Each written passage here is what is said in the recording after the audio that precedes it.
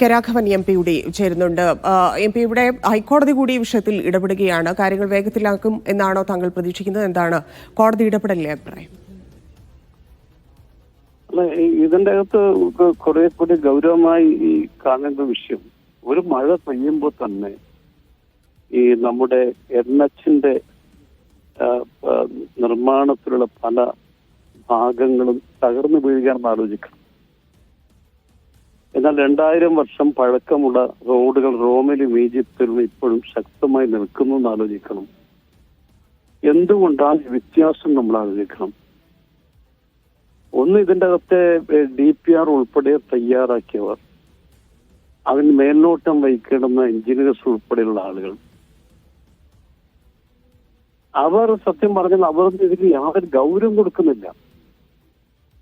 Contractors നടത്തുന്ന ഈ ഒരു പ്രവൃത്തി എങ്ങനെങ്കിലും പൂർത്തിയാക്കുന്ന അർത്ഥത്തിൽ ഇപ്പൊ ഞാൻ പറഞ്ഞ ഒറ്റ ഉദാഹരണം, വേസ്റ്റ് നല്ല എർത്തല്ല കൊണ്ട് സത്യം പറഞ്ഞാൽ ഈ റോഡിന് വേണ്ടി കൊണ്ട് അവിടെ ഇടുന്നത്. ഇതൊരു വേസ്റ്റ് ഒരു എർത്താണ് കൊണ്ടിടുന്ന ആലോചിക്കണം.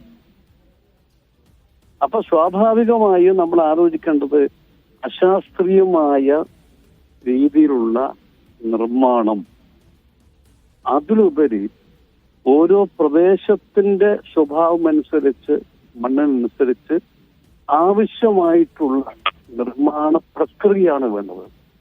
അത് ഉണ്ടാകുന്നില്ല തീർച്ചയായിട്ടും. ഇല്ലാതിന് പരമായിട്ടാണ് ഇതൊക്കെ സംഭവിച്ചിട്ടുള്ളത്. അതുകൊണ്ട് തന്നെയാണ് ഞാൻ 2024 ജൂലൈ 24 ബഹുമാനപ്പെട്ട മന്ത്രി ഗഡ്കരിജിയെ കണ്ട് ഞാൻ കാര്യങ്ങൾ സൂചിപ്പിച്ച് ശിരൂരിൽ നടന്ന സംഭവം കേരളത്തിലും ആവർത്തിക്കും. ഈ കൂരിയാട്ടെല്ലാം ഞാൻ പറഞ്ഞിട്ടുണ്ട്.